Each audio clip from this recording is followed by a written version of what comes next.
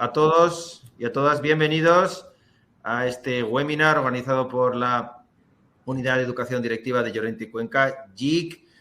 Vamos a hablar durante esta tarde, vamos a ser muy respetuosos con la agenda de todos los que nos han acompañado, estaremos una hora. Estamos convocados para hablar de dónde va Europa, Quo Vadis Europa. Nos hemos atrevido a titular este seminario web, este webinar, y lo vamos a hacer con tres expertos, con tres personas que tienen pues mucho conocimiento acumulado de Europa, de las instituciones europeas, también de la realidad económica europea, de esa regulación europea y del desenvolvimiento de las compañías en el continente. Yo soy Iñaki Ortega, profesor y responsable de la Unidad de Educación Directiva de JIC, y quiero empezar saludando a Pilar del Castillo, que nos acompaña hoy en Madrid. Pilar del Castillo es catedrática. Pilar del Castillo ha sido ministra de Educación, Cultura y Deportes y es eurodiputada y sobre todo pues es una persona de referencia para las compañías europeas o las compañías que quieren operar en Europa por su influencia y su capacidad pues de liderar regulaciones, en general pues un ecosistema para las compañías en Europa. Muchas gracias por estar con nosotros, Pilar. Nada, un placer, Iñaki, como siempre, y muy contenta de estar además con unos compañeros tan distinguidos como Paloma y como Pablo, que son también viejos amigos, así que nada, adelante. Vamos a hablar de estas cuestiones también con Pablo García Verdón, que es diplomático, ha sido embajador en varias plazas. Vamos a recordar aquí que él fue reper, embajador en la representación permanente en Europa y actualmente pues es el responsable de Llorente y Cuenca desde hace muy poco de Europa para los asuntos públicos. Y también nos acompaña Paloma Baena. Paloma Baena es profesora. Paloma tiene una larga experiencia en organizaciones multilaterales. Ha sido pues seleccionada para trabajar con algunos de los organismos de referencia en el mundo, ¿verdad? Banco Mundial, OCDE. Y también ha estado en alguna de las experiencias más disruptivas de emprendimiento vinculadas a sostenibilidad. Otro día hablaremos de eso. Y tiene la responsabilidad de la unidad de fondos europeos de Llorente y Cuenca, la responsabilidad también de la oficina de Bruselas de Llorente y Cuenca. De eso, con estas personas vamos a hablar y vamos a empezar, pues, en primer lugar, preguntando a cualquiera que quiera, pues, ¿a dónde va Europa? Ayer fue el debate del Estado de la Unión, escuchamos a la presidenta von der Leyen. ¿Dónde va Europa? ¿Qué momento vive Europa? ¿Vive un buen momento Europa? ¿Estamos en un momento de incertidumbre, Pilar?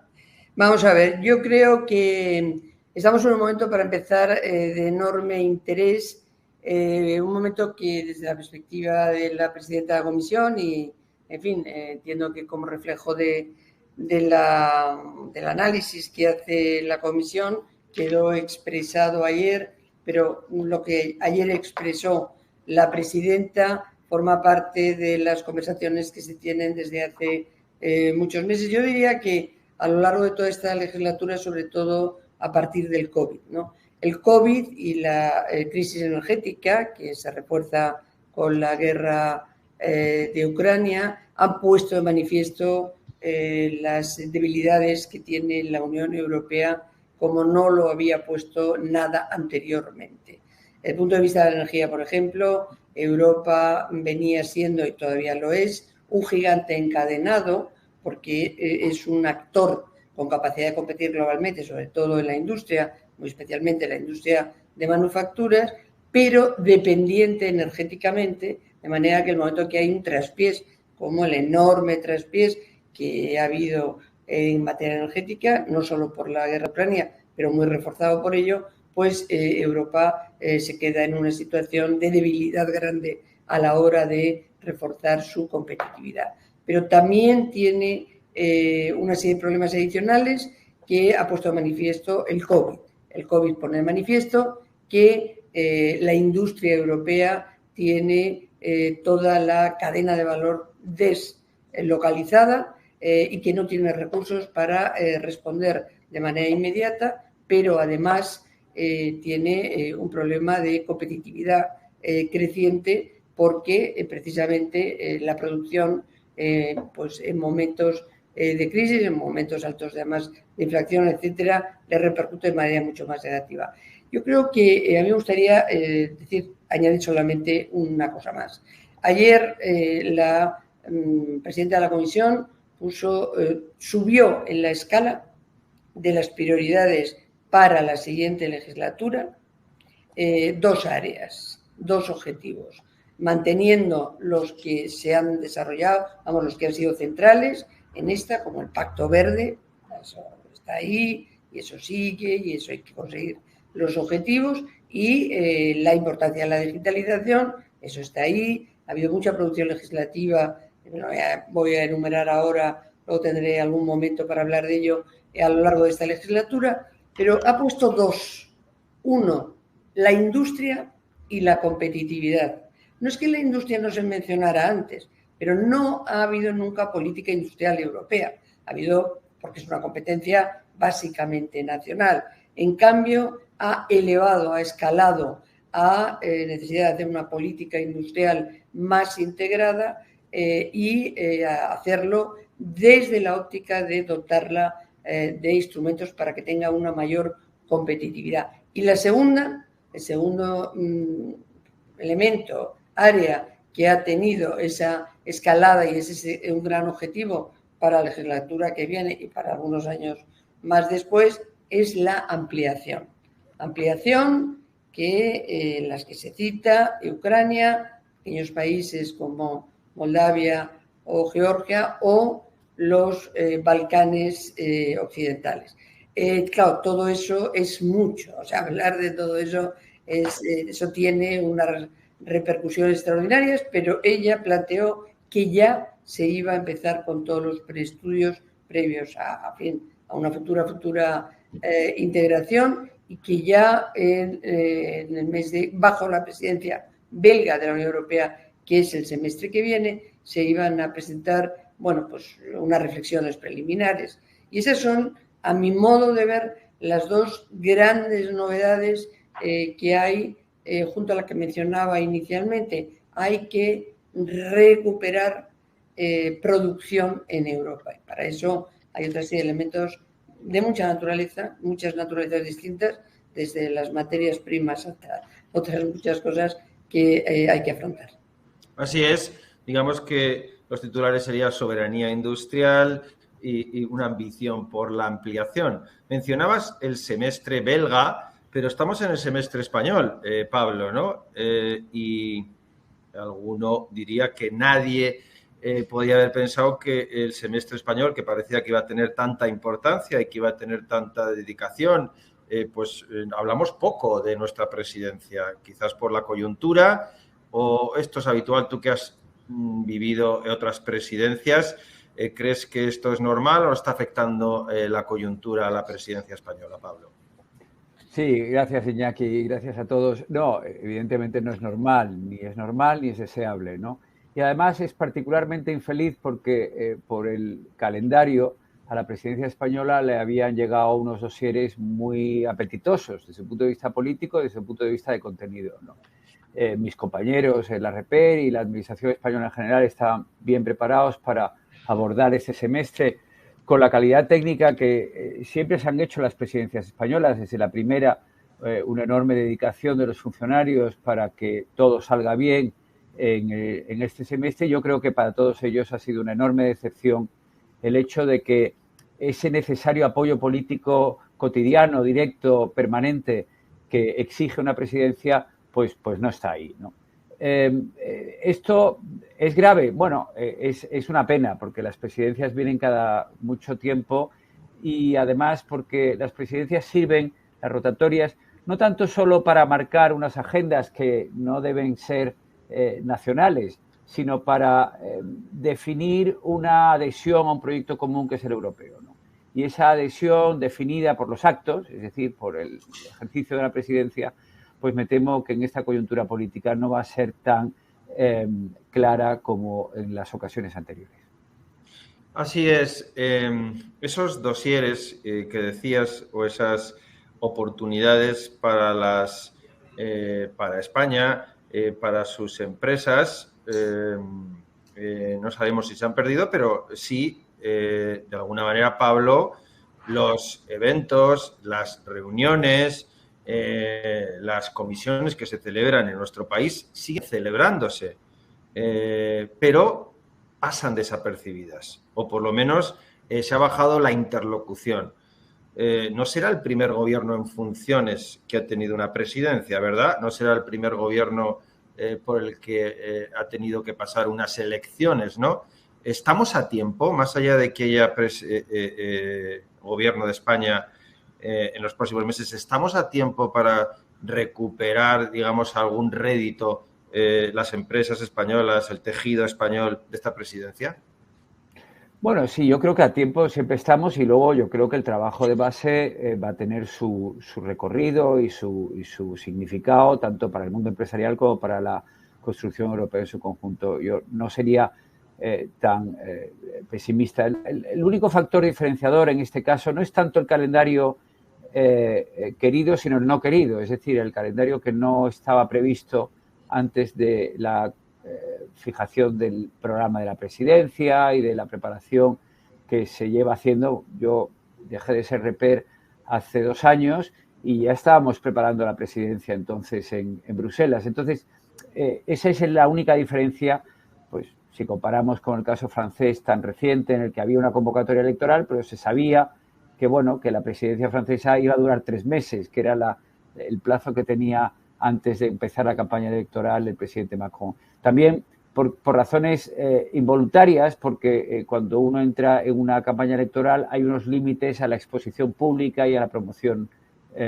personal, por decirlo así, ¿no? Entonces, bueno, todo esto se superará y bueno, pero hay que constatar que habría sido mejor que no hubiera sucedido.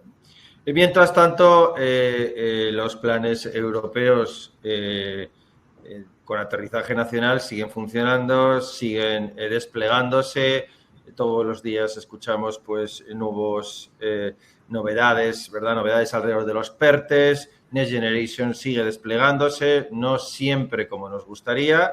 Devoramos los informes de Paloma Baena de ejecución. Creo que no solo nosotros, sino pues todos los españoles interesados en este ámbito, los directivos, las directivas, leemos tus informes, Paloma, y no son positivos respecto a la ejecución, pero no hemos venido a quejarnos, sino hemos venido a hablar de dónde viene, a dónde va Europa, y cuéntanos esas oportunidades que todavía hay, por supuesto, para las compañías con sede en España vinculadas a NextGen.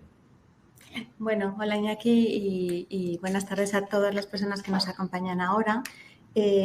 Pues mira, lo voy a unir con la pregunta inicial y con el título del webinar, ¿no? ¿Hacia dónde va Europa? Ya lo mencionaba Pilar, la presidenta ha hecho una gran vinculación con la industria y parte de lo que yo creo que vamos a ver y veremos en el futuro es más instrumentos como el de Next Generation o más intervención, pero con una palabra cuidada aquí, con una interpretación cuidada de la palabra intervención, para organizar la inversión público-privada en áreas críticas para Europa.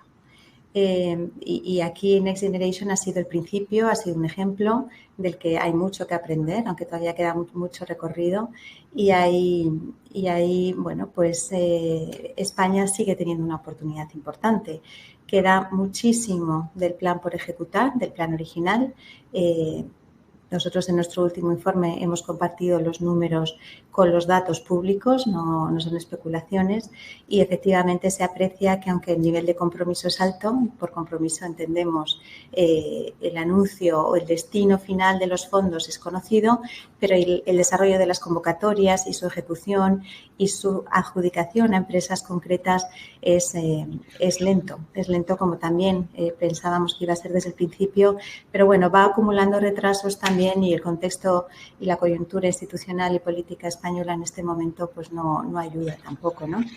Yo creo que junto con los fondos que quedan pendientes, más los que van a venir de la adenda, que se aprobará en el mes de octubre, con toda certeza, España sigue teniendo una oportunidad muy relevante de invertir en hidrógeno, de invertir en la descarbonización de su industria, de invertir en movilidad sostenible, y se trata de que apliquemos las lecciones que hemos ido aprendiendo en el desarrollo de esos programas. Algunas ya se están dando. Estamos viendo que el PERTE de descarbonización que se ha anunciado hoy como inminente para el mes de octubre ya va a tener cambios en su forma de adjudicar fondos, está facilitando la participación de las empresas.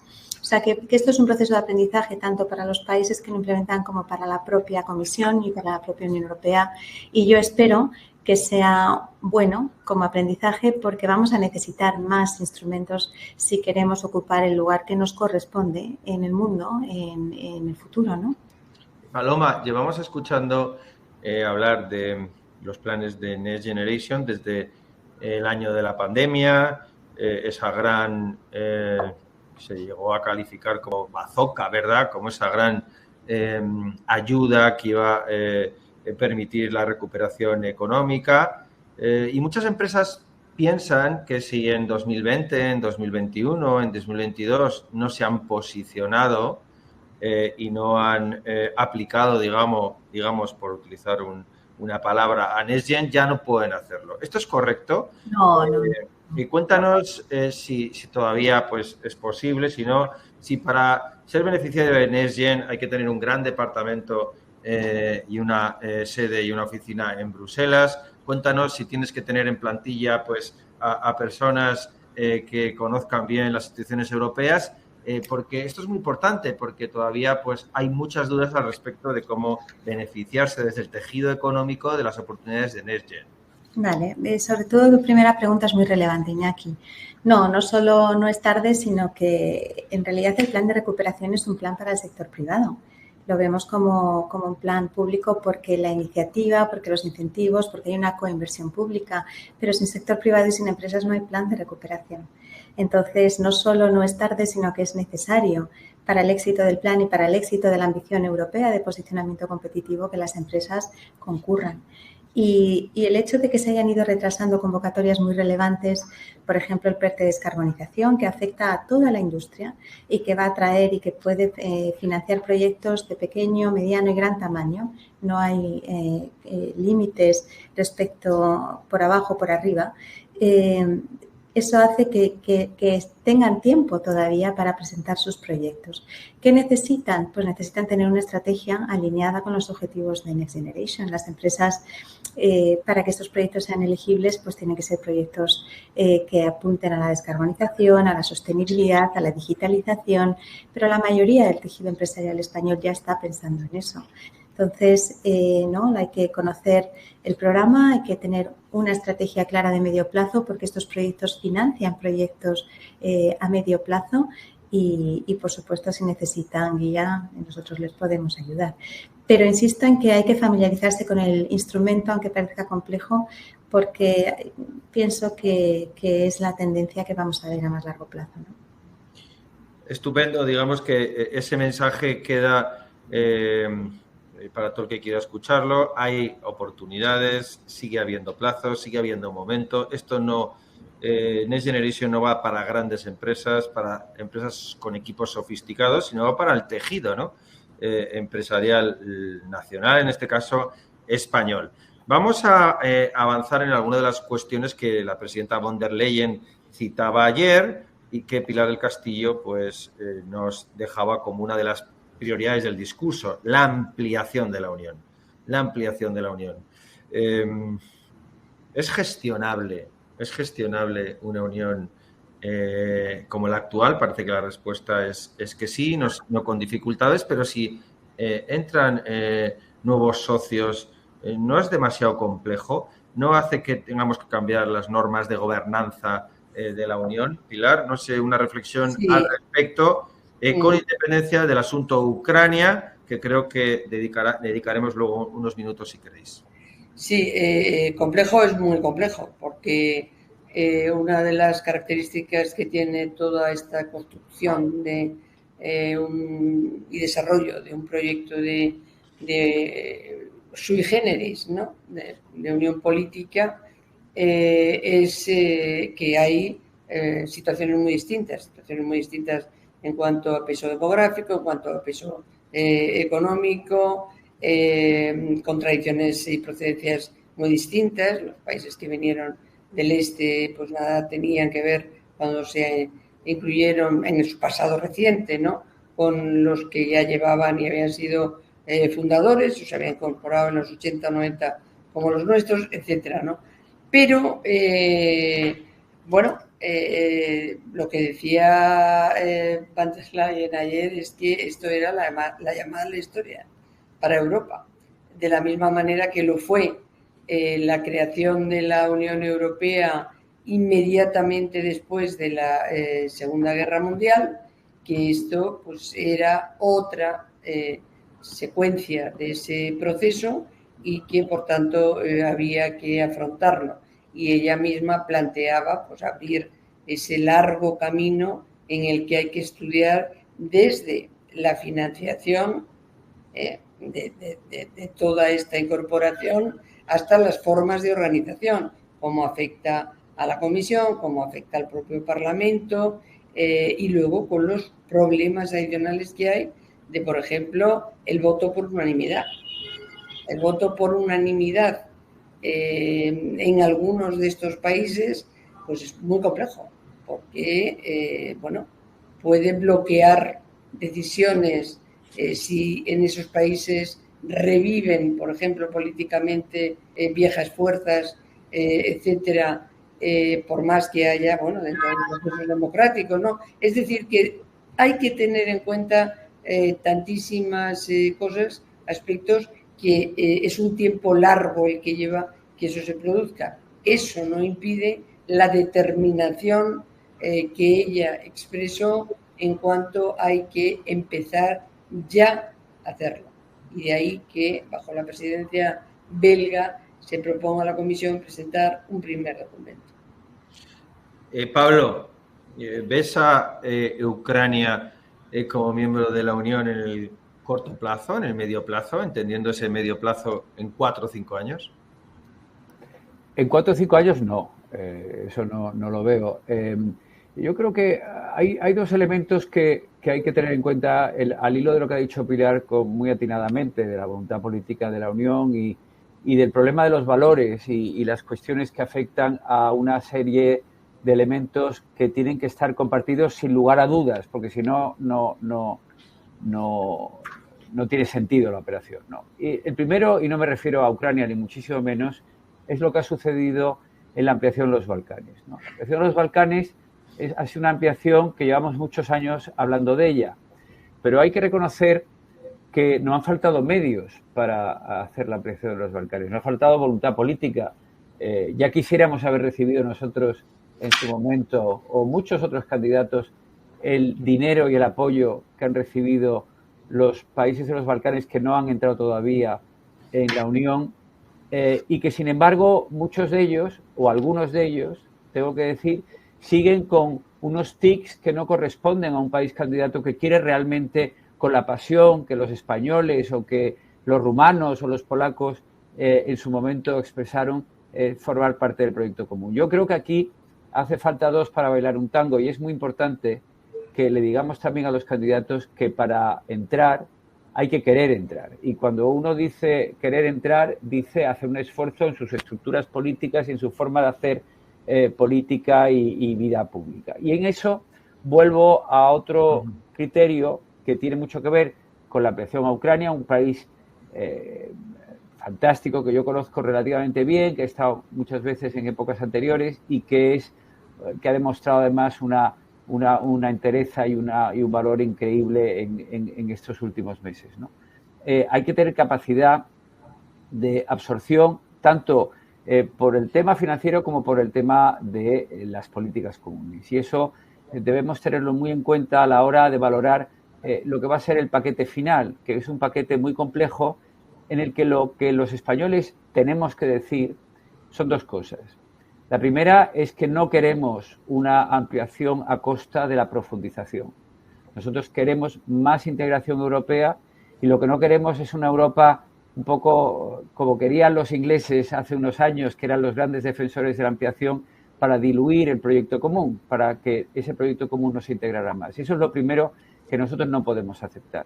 Y lo segundo es que queremos un equilibrio geográfico también en todas las geografías que rodean a la Unión Europea, porque la ampliación actual, y además por motivos que yo no sé si comparto, pero por lo menos entiendo muy bien, está planteada en términos muy geopolíticos, muy de política exterior. No se está abordando la ampliación como se abordaba en los años 90 y después como un proyecto de integración en la casa común por que los elementos económicos y sociales coincidían con los de la Unión Europea. Entonces, al ser un proyecto geopolítico, yo tengo también que mirar a mi geopolítica. Y mi geopolítica es el sur, es el Mediterráneo, es África, que no son precisamente zonas que les sobre la financiación, que les sobre el apoyo, que les sobre estabilidad. Todo eso creo que merece la pena incluirlo en una gran conversación. Y la gran conversación es el futuro de nuestra vecindad. La vecindad en un sentido amplio.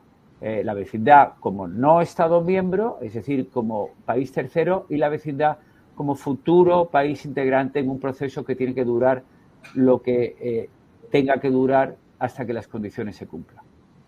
Es decir, que no hay ninguna dicotomía entre integración y ampliación, se pueden conseguir las dos cosas. Algunas de las crónicas del día de ayer, Pilar, mencionan que se habló poco de Ucrania, que no se mencionó al presidente Zelensky y que en cambio pues el año anterior con el mismo debate del Estado de la Unión pues había otro estado de ánimo al respecto de Ucrania. ¿Esto es así o es simplemente ha sido casual? ¿Crees que hay un estado de ánimo diferente en Europa respecto a la guerra en Ucrania? No, yo creo que no exactamente. El año pasado y tenían una diferencia fundamental, que este es el último que hace Van der Leyen en esta legislatura y que la siguiente es una legislatura nueva. Entonces tenía dos componentes con lecturas, una se puede hacer muy claramente, el último que haces en una legislatura, haces un balance, lo más glorioso posible de lo que has hecho en esa legislatura, siendo tú la presidenta de la comisión y en nombre de la comisión. Pero también ella ha hecho un proyecto para la siguiente legislatura, lo cual tiene otra lectura. Va a volver a estar Ursula von der Leyen al frente de la Unión Europea. Pues si tuviéramos que basarnos exclusivamente en ese énfasis, en esa visión tan, diría yo, incluso detallada con la que ella planteó el proyecto para la siguiente legislatura, habría que contestar que sí. Lo que pasa es que estas cosas son mares procelosos y no se sabe cómo pueden acabar de verdad. Habrá que ir viendo más adelante. Y yo creo que en esa medida es en la medida que Ucrania estuvo un poco menos presente, pero yo no eché en falta el sonido, ¿no? El sonido de Ucrania y Ucrania y Ucrania, eso estuvo ahí. Yo creo que la diferencia está entre eso, es una legislatura de despedida y a lo mejor de un hello para la siguiente, aquí estoy yo. Pero, en fin, ya veremos a ver. Vamos a cambiar de tercio, Pilar, y vamos a hablar con Paloma también, contigo, con Pablo, de ese a dónde va Europa en relación con los movimientos de otras grandes uniones o otros grandes foros. Hemos conocido también estos días como el G20 pues quiere ampliarse hacia África, como los BRICS pues quieren dejar de ser BRICS, solo BRICS y tener otros socios. Eso nos lleva a una situación más débil a Europa, Pablo, Paloma, a un ostracismo, a tener menos capacidad de interlocución en el mundo, a que sean otros foros los foros de referencia. Tú vas. No, empieza Pablo, luego te sigo. Bueno, dos cosas. Primero, para España es fundamental estar en el G20. Como sabéis, nuestra posición en el G20 es una posición especial, no es una posición tan formal como la de otros miembros del G20, y para nosotros es fundamental ser miembros del G20. En cuanto a la apertura o la ampliación de BRICS, vamos a ver qué recorrido tiene. Los BRICS nunca han tenido una, por decirlo así, una estructura muy articulada de coordinación que fuera, en la que resultara que se producían decisiones con efectos determinantes, y nunca ha sido así. Hoy estoy en un seminario en Berlín, decía alguien que la sopa de letras, por tener más letras, no está más rica, ¿no? Y entonces, a lo mejor el añadir más letras a los BRICS no los refuerza. Yo la única duda que tengo es si ese formato va a servir para ejercer un liderazgo real a China, y si de esa forma China va a contar con una, por decirlo así, con una clique, con un grupo de países importantes que le ayuden a su visión, a desarrollar su visión global. Esa es la gran duda. Pero volviendo al caso español, que es al que te has referido, Iñaki, para mí lo fundamental es garantizar, consolidar y reforzar nuestra posición en el G20, que es esencial, aparte de, evidentemente, ser miembros de la Unión Europea, que es lo que más fuerza nos da en el mundo. Hemos tenido con Paloma, convaleciente, o por lo menos con COVID, al presidente Sánchez. No ha podido estar en la reunión del G20. Ha estado la vicepresidenta Nadia Calviño. ¿Alguna reflexión al respecto de este asunto de los movimientos también en estos foros?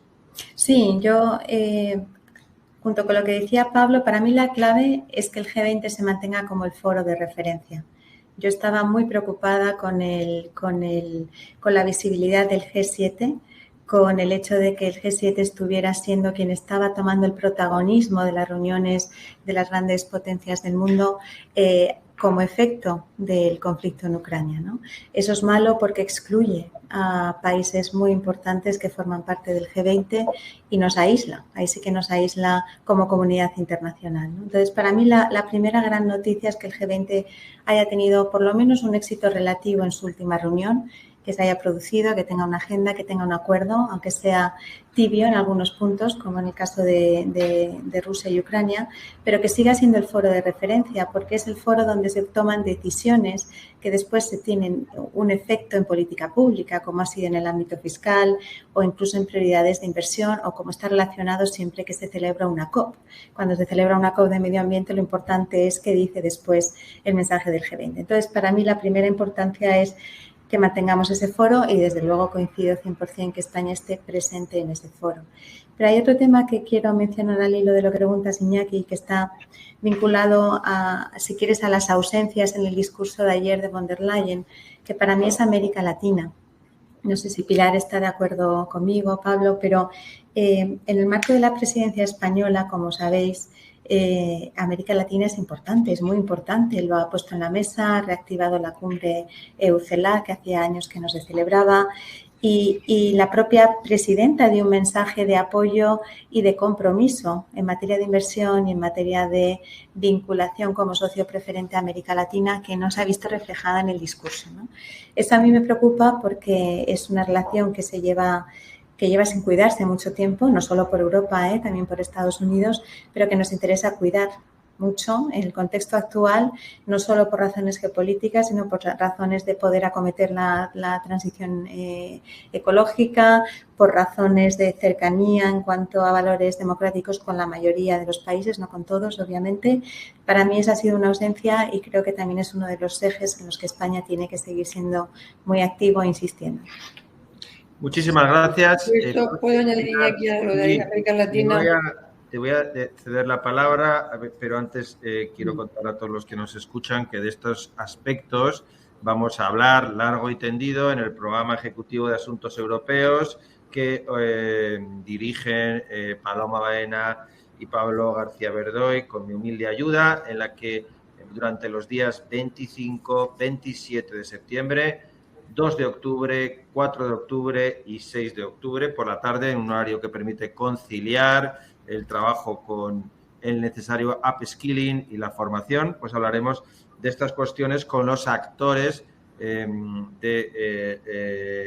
los asuntos europeos, muchos de ellos españoles que trabajan en Bruselas, instituciones europeas, otros que han sido protagonistas, colegas eurodiputados que conoce muy bien Pilar del Castillo. Pilar, te cedo la palabra. Sí, no solamente en relación a lo que decía Paloma de la ausencia de apenas referencia, porque hizo alguna referencia, pero fue muy de pasada América Latina, y es verdad, ¿no? No llega a cuajar nunca esa relación más que tenga un poco más de continuidad, que tenga, y porque hay muchos acuerdos bilaterales, pero luego realmente si observamos los acuerdos bilaterales que hay, pues con Colombia, con Ecuador, con muchos países, ahí está Mercosur, que no acaba de cerrarse nunca, pero hay muchos acuerdos en cambio bilaterales, o sea que sí que los hay. Uno de los problemas que tiene, yo creo, dar un salto mayor es que es la inestabilidad institucional que tiene América Latina, porque realmente las situaciones son tan extraordinariamente cambiantes y además de una manera tan radical que a veces hacer programas estables de cooperación y de entendimiento y de apuesta conjunta y tal es más difícil, ¿no? Yo creo que esto es uno de los aspectos que retiene muchas veces más, aunque luego bilateralmente lo hay y hay instituciones europeas, por ejemplo, las fundaciones alemanas, que además Alemania tiene muchos intereses en distintos países latinoamericanos que tienen programas permanentes con Latinoamérica, ¿no? Pero bueno, yo creo que es fundamental. Le preguntaremos también el día 27 de septiembre dentro del curso de Asuntos Públicos a Javier Niño, que es director de gestión para las Américas en el Servicio Europeo de Acción Exterior. Le preguntaremos por esta cuestión. Javier Niño, uno de los españoles funcionarios en el Servicio de Acción Exterior y que tiene esa responsabilidad de Europa en la relación con, como se dice su título, las Américas. Vamos a dedicar los próximos 20 minutos a quizás pasar de las musas al teatro y, ¿verdad?, de alguna manera, pues aterrizar algunas cuestiones, porque tenemos ya preguntas concretas que nos vienen al respecto del programa europeo Net Zero, nos vienen sobre la ley de datos industriales, también sobre la ley de mercados digitales, nos preguntan también por estas cuestiones y vamos a entrar directamente, ¿no?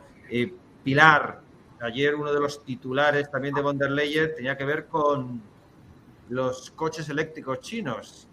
Hemos conocido que el coche más vendido en España este verano ha sido un coche eléctrico chino, ¿no? Es uno de los titulares, ¿no? Digamos, vuelve el proteccionismo, nunca se fue el proteccionismo. Las normas que pasan por tus manos en las diferentes comisiones parlamentarias son proteccionistas. Hablemos de ley de mercados digitales, ley de datos industriales. Bueno, vamos a ver, son cosas distintas. Por ejemplo, el tema de la ley de mercados digitales y el tema chino. El tema chino, que von der Leyen lo que hizo fue una de cal y otra de arena. Planteó efectivamente el coche el coche barato, que no sabía que había un coche barato chino que estaba inundando los mercados europeos, pero parece ser que es así. Son coches eléctricos y que compiten, por tanto, claro, con todo el desarrollo de la industria del automóvil en la línea más verde, ¿no?, del coche eléctrico. Ella lo que decía es que la industria europea pues, tenía muy claro que la competencia era un factor clave en el desarrollo de los mercados y que, en fin, en eso no había ningún problema, pero que había un problema cuando la competencia no era justa, ¿no? Cuando la competencia estaba alterada por la existencia de factores que daban una prima a uno de los países contendientes. En ese sentido hablaba de las ayudas de Estado extraordinarias que recibía la industria del automóvil chino, que le permitía hacer esos coches eléctricos tan baratos y venderlos también en Europa. Entonces, ella planteaba que se tenía que hacer un estudio de profundidad sobre ese tema y que ella, la Comisión, lo iba a impulsar para ver en ese caso qué medidas se podían tomar a efectos de que la balanza estuviera equilibrada y que no hubiera esa distorsión del mercado por las ayudas de Estado. Por otro lado, planteaba la necesidad de tener una política de cooperación estrecha con China. O sea, que no es que no planteara esto. Y luego, ya más en un sentido más amplio, el tema de los mercados digitales es básicamente para más que es una cierta adaptación de los principios de la competencia a la era digital, ¿no? Fundamentalmente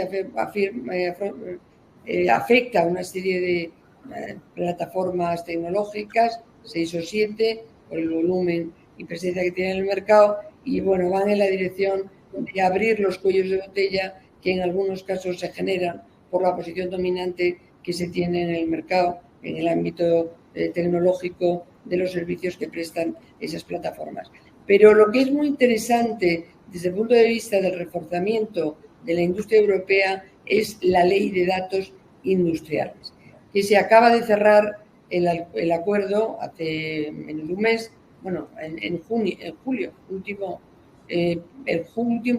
día de junio, lo digo porque yo fui la ponente, entonces tengo las fechas muy claras y fue un ir a contrarreloj para poder cerrarlo entonces con la presidencia sueca. El objetivo de esta ley es una ley bastante disruptiva, muy nueva en cuanto a sus objetivos y a sus instrumentos, es que se pueda tener acceso. Los datos hasta ahora provenían sobre todo de las plataformas de distribución, de las redes sociales o de los buscadores. Eran los datos, las fuentes de datos.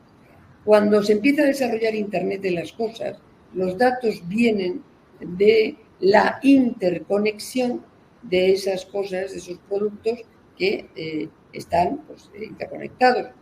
La inmensa mayoría de los productos se pueden conectar, es decir, la conexión es creciente. Internet de las cosas está en los albores de su desarrollo. Pues bien, los datos industriales van a ser producto de esa situación cada vez más numerosos. Y aporta una potencial capacidad competitiva adicional para la industria europea, dado que la industria de manufacturas, por ejemplo, europea, sigue siendo una industria, un sector globalmente competitivo. Si a eso le añades la posibilidad ahora de generar una cantidad casi infinita de datos relacionadas con las cosas, con los productos conectados, el potencial es extraordinario. ¿Por qué? Porque los datos al final son el elemento esencial del que se nutren las tecnologías digitales. Si no hubiera datos, la inteligencia artificial estaría bloqueada, no tendría ninguna capacidad de hacer y predecir y crear patrones interpretativos, conclusiones y soluciones. Y por tanto, esa producción de datos industriales aporta a la industria un nuevo recurso competitivo. Y lo que hace esta ley es que abre el acceso a los datos industriales de los productos que cada usuario tiene. Por ejemplo, tú tienes un coche y a la fabricante del coche le puedes pedir todos los datos que genera tu coche en su uso. Y tú esos datos se los puedes ofrecer, por ejemplo, a una cadena de empresas de servicios de mantenimiento de coches.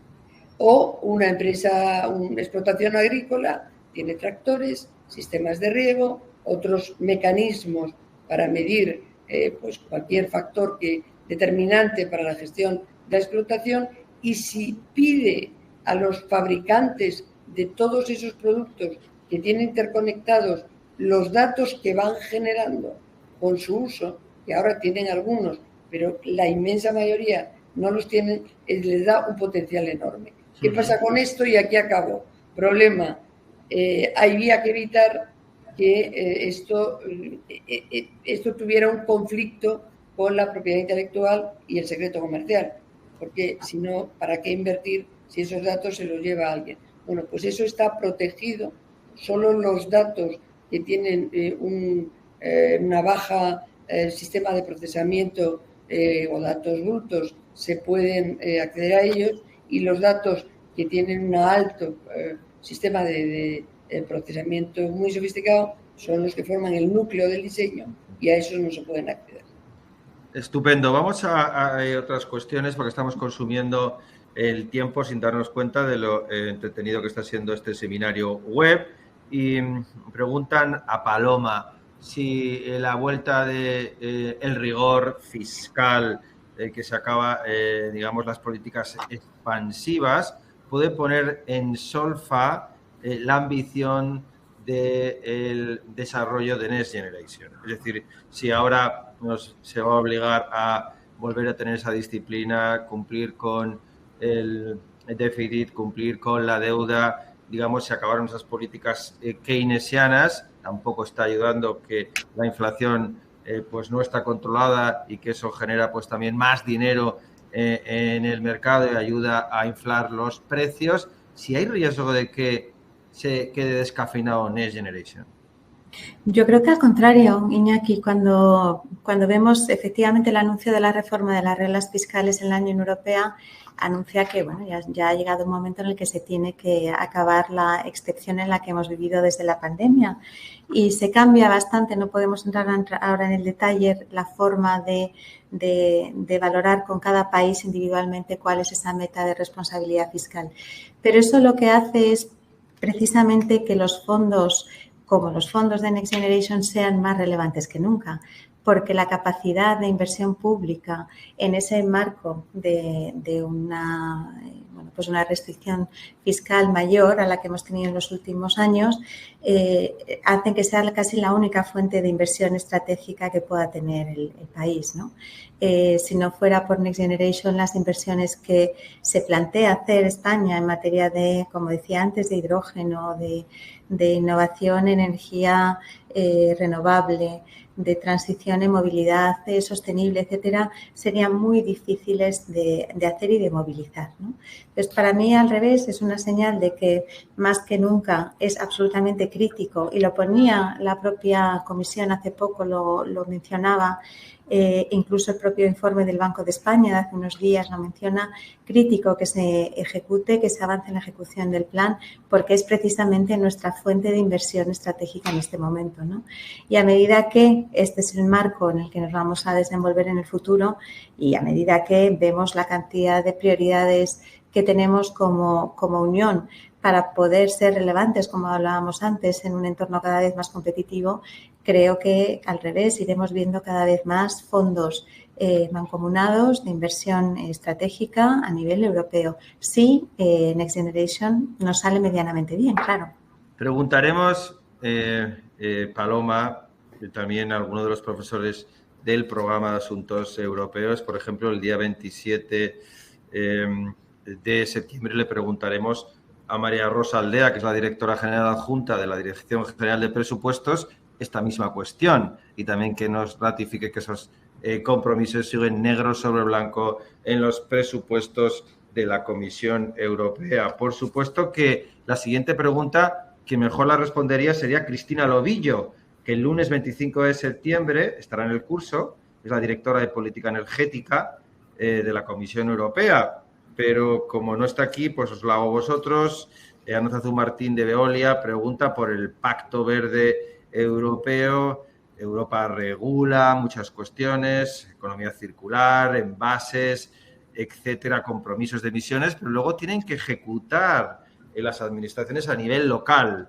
¿Cómo de concienciadas y qué herramientas tienen también para ejecutar todas estas prerrogativas o estos deseos del Pacto Verde luego en el terreno más cercano al ciudadano, que son las administraciones locales? Hay tensiones que a veces pues se ven. ¿Cómo veis el aterrizaje del Pacto Verde?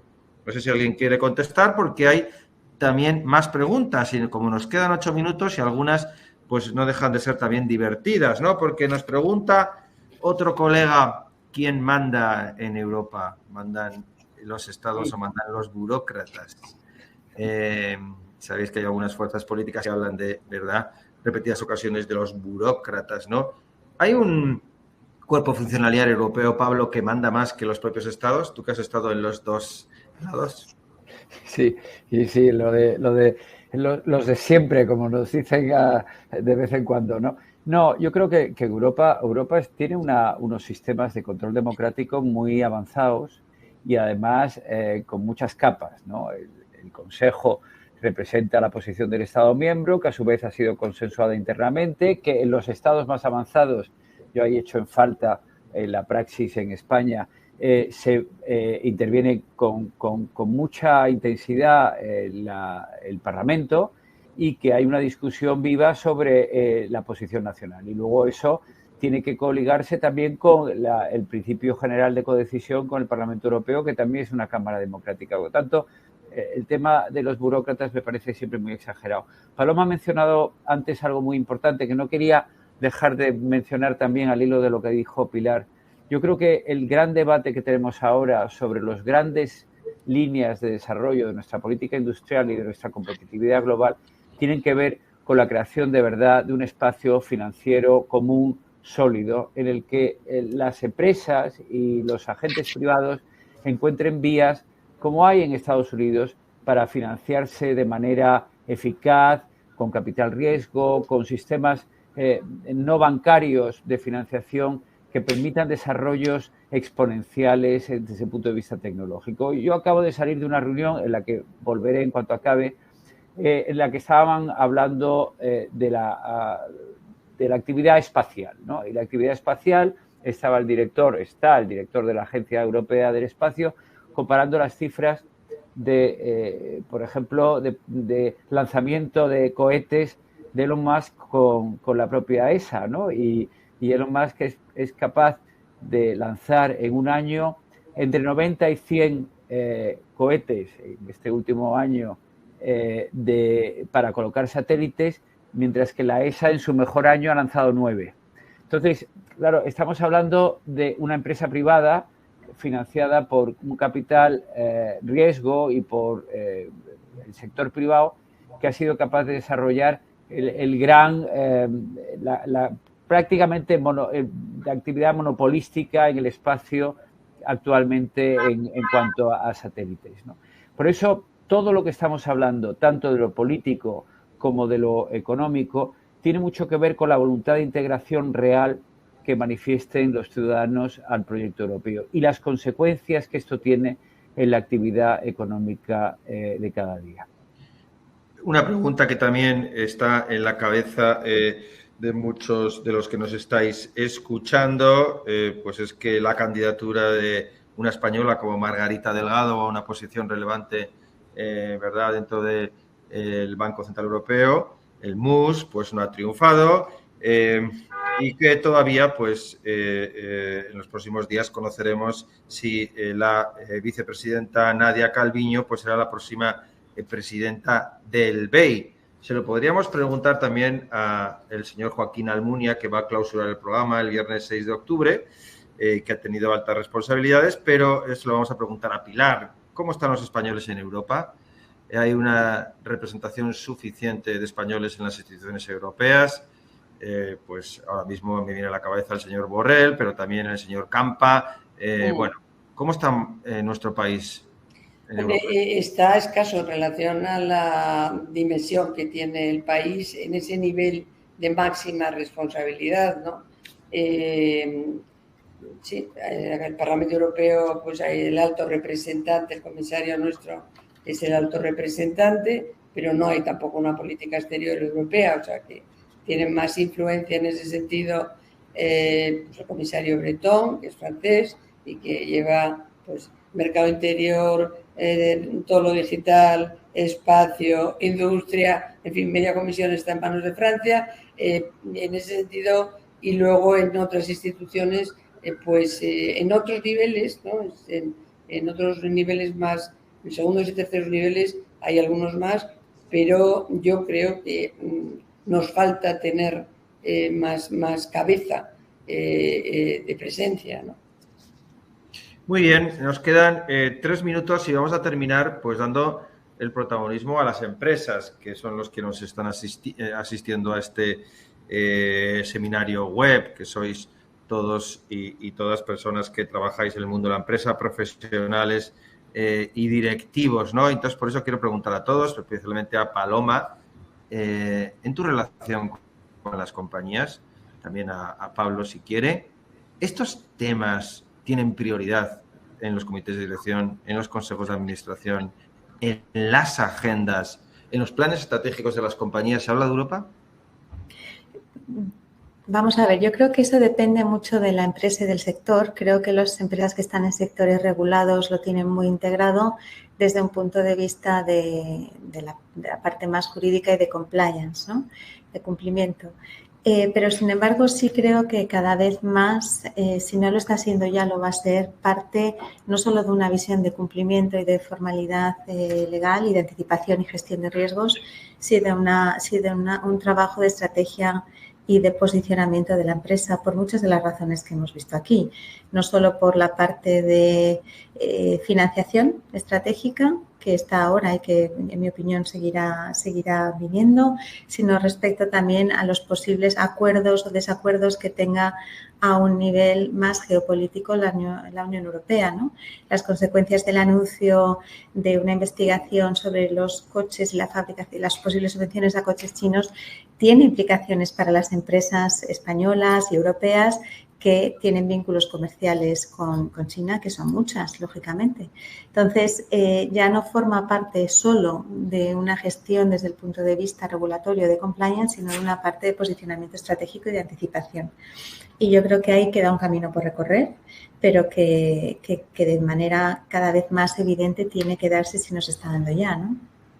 Muy bien, vamos a cerrar este seminario web. No sé si Pilar o Pablo quieren despedirse o quieren decir alguna reflexión al respecto de cómo las empresas pues tienen relación con estos asuntos, les ocupan, les preocupan, especialmente las empresas españolas, porque nos consta, Pilar, Pablo, que las empresas francesas, las empresas alemanas sí están muy preocupadas con estas cuestiones, ¿verdad? Pablo, si quieres hablar. Yo simplemente, completamente de acuerdo con ese comentario que has hecho, Iñaki, y añadiría, por ejemplo, el seminario que has anunciado es una oportunidad muy buena para que las empresas se familiaricen con la política europea, que es parte de su cuaderno de negocio. Es que no puede ser de otra forma. Y en ese sentido, yo echo en falta a veces una sensibilidad más aguda en los equipos directivos para entender en profundidad y participar, como ha dicho Paloma, anticipándose también a la regulación europea en nuestro sector empresarial. Sí, yo que trabajo en sectores, tanto por una parte el digital, pero también las telecomunicaciones y la energía, que están regulados en Europa en bastantes dimensiones. Sí, lo que he visto ha sido una creciente presencia directa, ¿no? Porque una cosa es estar en una asociación europea y a través de la asociación europea, bueno, pues tienes esa conexión y tienes esa posibilidad de plantear tu visión, y otra cosa es la presencia directa. Y desde luego la presencia directa de otros países, desde Alemania y Francia, pero también Holanda o Italia, siempre ha sido bastante mayor, sobre todo alemanes, franceses y holandeses, ¿no? Y eso ha ido creciendo, pero no obstante se echa en falta una presencia. Es verdad que por ejemplo, pues está muy presente porque, bueno, tiene ahí una delegación y así otras asociaciones empresariales, pero creo que todavía hay un escalón que se puede llegar a él para ponernos al nivel que están otros países en este sentido. Muchísimas gracias. Llevamos 59 minutos y 15 segundos. Nuestro compromiso no era entretenerles más de una hora. Le esperan en Berlín algunos colegas a Pablo para seguir con su agenda, con su conferencia. El resto también pues vamos a seguir dedicando tiempo a otras cuestiones. Gracias. Desde Llorente y Cuenca estamos encantados de poder seguir ayudando en estas cuestiones a las compañías españolas. Muchas gracias, Pilar, Paloma, Pablo. Muchas gracias. Muchas gracias a vosotros. Adiós. A la audiencia.